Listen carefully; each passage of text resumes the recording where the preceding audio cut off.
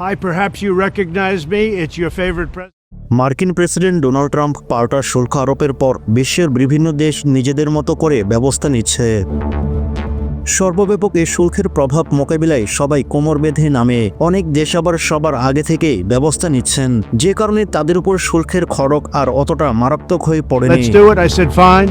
আগাম ব্যবস্থা নেওয়ার কারণে তারা ইতিমধ্যে সুবিধাজনক অবস্থানেই আছেন। ট্রাম্পের এই শুল্ক যুদ্ধের মূল লক্ষ্য চীনের উত্থান ঠেকাতে মার্কিন যুক্তরাষ্ট্র একরকম মরিয়া। সে সঙ্গে দেশটির বিপুল সংখ্যক মানুষ বিশ্বাস করেন চীনের কারণে তাদের বর্তমান দুর্গতি, কারখানা হস্তান্তর হওয়া, ভালো চাকরি হারানো, সব মিলিয়ে মার্কিনেরা ভালো নেই।